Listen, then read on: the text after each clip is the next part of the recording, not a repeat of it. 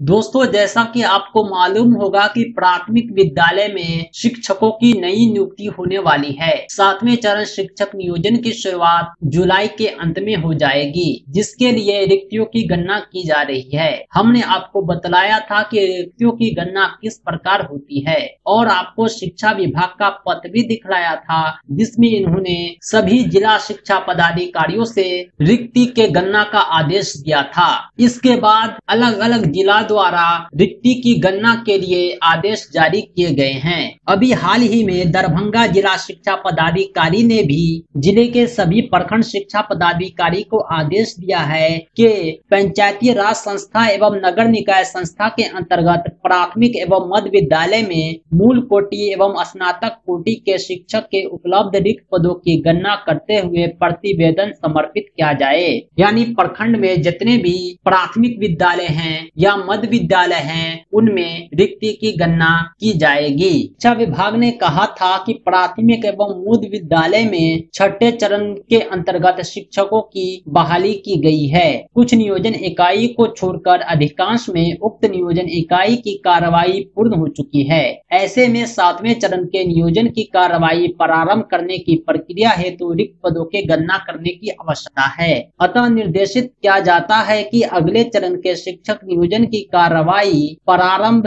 करने हेतु रिक्त पदों की गणना कर दिनांक 10 जून 2022 तक अचूक रूप से अधो हस्ताक्षरी कार्यालय में उपलब्ध कराना सुनिश्चित करें, ताकि आगे की कार्रवाई की जा सके। जिन प्रखंड शिक्षा पदाधिकारी द्वारा रिक्त पदों की गणना संबंधी प्रतिवेदन समय अवधि तक उपलब्ध नहीं कराया जाता है, उनके विरुद्ध अनुशासनिक कार्रवाई करने हेतु सक्षम प्राधिकार को प्रतिवेदित कर दी जाएगी, जिसकी सारी जवाबदेही आपकी होगी। यानी अब दरभंगा के भी जितने प्राथमिक एवं मध्य विद्यालय हैं, उसके रिक्ति की गणना यथाशीघ्र हो जाएगी और तय समय सीमा को रोस्टर सार्वजनिक कर दिया जाएगा। 7वें चरण शिक्षक बहाली से संबंधित विभिन्न गतिविधियां आप हमारी वेबसाइट से ले सकते हैं। 7वें चरण में रिक्तियों की गणना के आदेश आप यहाँ देख सकते हैं। अलग अलग जिला के आदेश हमने यहाँ अपलोड कर रखे हैं। शिक्षा विभाग के आदेश भी आप यहाँ देख सकते हैं। तो देर किस बात की, लिंक डिस्क्रिप्शन में है, विजिट करें हमारी वेबसाइट www.teacherahmed.com। और 7वें चरण शिक्षक बहाली से संबंधित हर जानकारी के लिए आप हमारे चैनल को जरूर सब्सक्राइब करें। हम छठे चरण शिक्षक नियोजन के अनुभव के आधार पर आपको बहुत सारी जानकारियां देंगे। अभी भी हमारे YouTube चैनल के प्लेलिस्ट में टीचर नियोजन से संबंधित ढेर सारे वीडियोज हैं, आप जरूर देखें। 7वें चरण शिक्षक बहाली की योग्यता क्या है, डोमिसाइल 7वें चरण में क्यों जरूरी है, इस तरह की बहुत सारी वीडियोज आप यहाँ देख सकते हैं। विशेष सूचनाओं के लिए आप हमारे चैनल की सदस्यता जरूर लें। चैनल की सदस्यता लेने के लिए आपको सब्सक्राइब के बगल में ज्वाइन बटन पर क्लिक करना है। आप आसानी से आप हमारे चैनल के मेंबर बन जाएंगे।